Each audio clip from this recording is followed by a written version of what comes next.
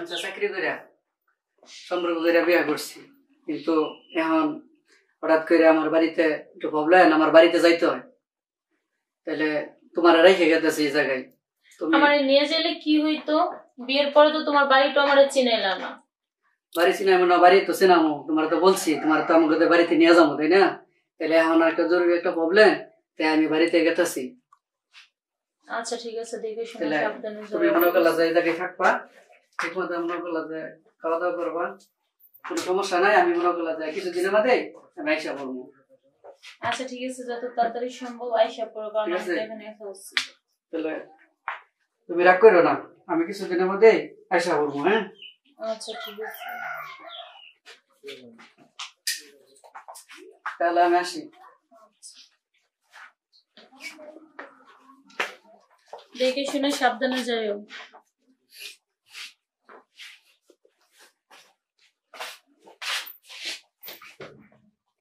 কি এরকম কাজ করলো যে আমার রাইখা চলে গেল বাড়িতে? এই মাসা আছো? আর তুমি শুয়ে আছো? আসলে ভাইয়া আমার শরীরটা একটু ভালো না।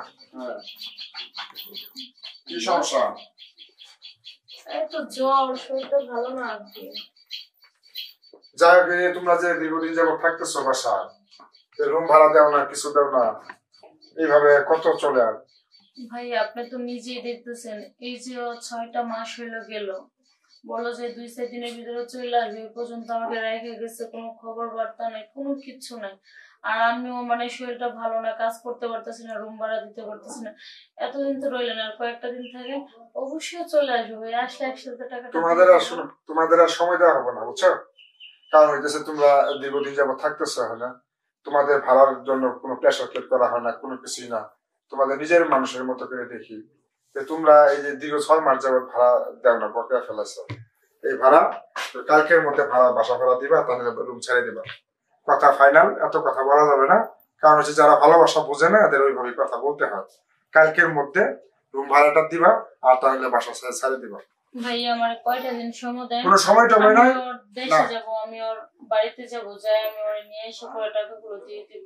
আচ্ছা ঠিক আছে, তাহলে তুমি ওর বাড়িতে যাও, তোমার 1 সপ্তাহ সময় দিয়ে গেলাম। বাড়িতে যে খোঁজ খবর নিয়ে 1 সপ্তাহের মধ্যে বাসা ভাড়াটা দিলা করে দিয়ে, আর যাওয়ার সময় একটা জিনিস কিন্তু তুমি বাইরে করে নিয়ে যেতে পারবে না, জিনিস কিন্তু আনে থাকবো, ঠিক আছে? আচ্ছা ঠিক আছে, আমি 1 সপ্তাহ সময় দিয়ে গেলাম।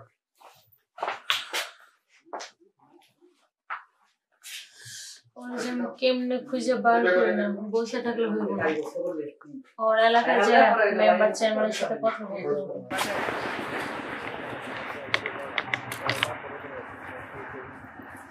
গ্রাম তো এটাই মনে হইতেছে, দেখি কারোর সামনে পাইলে জিজ্ঞেস করবো যে লোহরের বাড়িটা কোনটা। আসসালামু আলাইকুম বড় ভাই। ওয়ালাইকুম আসসালাম। ভাই একটা কথা জিজ্ঞেস করবো? রোহলের বাড়ি কোনটা কি চিনেন? রুহু বাড়ি দেবা? ওই তো এই বাড়ি ভাইয়া আমার না একটু উপকার হইতো, যদি মানে আমার নিয়ে যাইতেন। আসলে রোহল না ঢাকায় আমার সাথে একটু মানে গন্ডগোল করে আসছে, তো এই জন্য। ভুলে গন্ডগোল করছে? হ্যাঁ তাই নাকি? আসলে ভাইয়া মানে অনেক কথা বুঝছেন, ওর আমি একই গার্মেন্টসে চাকরি করতাম, দুজনে পছন্দ করে বিয়ে করলাম, বিয়ের প্রায় 3-2.5 মাস চললো। তো আমাকে বললো কি যে ওর বাড়িতে নাকি কি একটা সমস্যা হয়েছে, 2-3 দিন ভিতরে আবার ঢাকা চলে যাবে, আসলো। আমি বললাম যে ঠিক আছে, যে বাড়িতে সমস্যা হইতেই পারে, এই কথা বলে আসছে। আজকে প্রায় 6 মাস হয়ে যেতেছে, এদিক দিয়ে বাড়িওয়ালা আমাকে বাড়ি থেকে বাইর করে দিতেছে। আমার কোনো খাবার দাবার নাই, মানে আমার চলাফেরা অনেক কষ্ট হইতেছে। ও আমার একটা ফোন দেয় না, ওর নাম্বার বন্ধ থাকে, মানে অনেক সমস্যা আছে। আমি অনেক কষ্ট করে ভাই ঢাকা থেকে তথ্য নিয়ে আসছি, একটু যদি আমার সাথে যাইতেন তাহলে অনেক উপকার হতো। অনেক বড় সমস্যা, তো চলো যাই দেখি, আমি আমার সাথে চলো। চলো হ্যাঁ চলেন ভাই। খুব খারাপ এই গার্মেন্টসে যায় এত চালাক হইছে।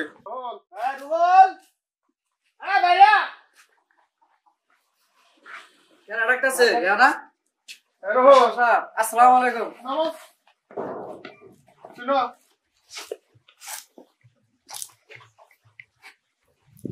তুমি চিনি না তো। আমরা বলে চিনা না? মানে তুমি কি বলতেছো? তুমি আমার চিনো না? কে তুমি? আমি কে? এটা কি তুমি? তোমরা একসাথে বলে গার্মেন্টসে চাকরি করতে বিয়ে করছো বলে তুমি বাসা ভাড়া রাখতে তুমি মিথ্যা কথা বলতেছো? কবে? গার্মেন্টসে চাকরি করছো, মিথ্যা কথা আমার সাথে বলতেছো? প্রেম করতে পারছো, বিয়ে করছো, 2.5 মাস সংসার করছো, বাড়িতে বললা যে সমস্যা হইলো, এই কথা বলে আসতো। 6 মাস ধরে তোমার কোনো খবর নাই, ফোন নাই, আমি বাইসা আছি কিনা মরে গেছি তারও কোনো খবর নাই। কি বলে রে? মাদ্রাস সাহেব সব মিথ্যা কথা। গার্মেন্টস আমি চাকরি করে আইছি, ঠিক আছে, হ্যাঁ আইছি আমি তো বাড়িতে করছি, হ্যাঁ, তাহলে আমি ওরা রাইখে আইলাম কেমনে? তুই তো বলতেছে এরকম মিথ্যা কথা বলবে, তুমি মনে হয় মিথ্যা কথা বলতেছো। দেখো কোথাও ভুল করতেছো। আর শোনো, এই মেয়েটা খুব কষ্ট করে ঢাকা থেকে আসছে, তোমার নাম ধরে তোমার ঠিকানা ধরে আসছে। তোমার সাথে সম্পর্ক যদি না থাকতো অন্য কারো বাড়ি যেত। এই এলাকাতে বহুত মানুষ আছে, কিন্তু রুহুল একটা কেন খুঁজে বের করলো? সব মিথ্যা কথা বলেছে। এই যে দেখেন আমাদের বিয়ের কাবিন নামা ছবি টবি যে আছে সবকিছু এতে প্রমাণ আছে। রেডি রেডি রেডি, আরে তো সত্য কথা, মিথ্যা কথা বলতেছে এটা। তুমি কি অস্বীকার করতেছো? তোমার অস্বীকার করার সুযোগ আছে? হ্যাঁ, তুমি মেয়েটারে কষ্ট দিছো, এই ঢাকা থেকে আসছে, তুমি ফোন রিসিভ করো না, আমার সাথে অভিযোগ দিতেছে, তুমি তারে ই করো না, খোঁজ খবর রাখো না, তুমি বিয়ে করছো আবার আমার সাথে বলতেছো অস্বীকার করতেছো আমি চিনি না। হ্যাঁ, তুমি এত শয়তান হয়ে গেছো, এত বাজি হয়ে গেছো। ভাইজান আমি বিয়ে করছি সত্যি, হ্যাঁ, রাইখে আইছি এটাও সত্যি, কিন্তু আপনার ঘরে আমি যখন বলছে বলার পর আপনার ঘরে বয়ে আমি সব মিথ্যা কথা বলছি। কিন্তু এখন আমার ভুল আমি বুঝতে পারছি, কোনো সময় এরকম ধরনের কোনো আচরণ করবো না। ঢাকা শহর মানুষ চাকরি করলেও যাতে কোনো মেয়েরে বিয়ে করার পরে যাতে কেউ ফালায় না আসে। তোমার এই কথা সুর দইয়া আমগো নিজে ঘর সতর্ক হতে হবে। কেডা কই থেকে আসলো, কোন বাড়ি থেকে কি আসলো না আসলো দেখে নাই, 2 দিনের পরিচয় হয়ে ওরা বিয়ে করে, সম্পর্ক করে, আগলা সংসার ভাঙিয়ে দেয়। আসলে এটা ঠিক না। আর তুমি যথেষ্ট ভুল করেছো। ভুল করার পরে এখানে আসছো, আমরা তোমাদের রোহলের যেহেতু প্রমাণ পাইছি, প্রমাণ আছে, আশ্রয় নিয়ে দিতেছি। কিন্তু এরকম ভুল সমাজের অনেক মানুষ করতেছে, এরা যেন এই ভুলটা না করে। আর ওই বউ, তোমার বউ সসম্মানে বাড়িতে নিবা, কোনো অত্যাচার করবে না, কোন রকম কার্য ঝগড়া করবে না, যেন আমরা শুনতে পাই তুমি ভালো রক্ষারে রাখছো, ভালো থাকো। ঠিক আছে মাদ্রাস সাহেব, হ্যাঁ। আমি নিয়ে গেলাম, অনেক কষ্ট করছো তুমি, আর কষ্ট করা লাগবো না। ভুল করছি, যাতে এরকম ধরনের কোনো মানুষে কোনো প্রতারণা না করে গার্মেন্টস এর মেয়ের সাথে। তাই আমরা আমার বউ নিয়ে বাড়িতে চলে গেলাম। আর তুমি কোনো সমস্যা হলে আমার জানাবা। আচ্ছা, আপনাকে অনেক ধন্যবাদ।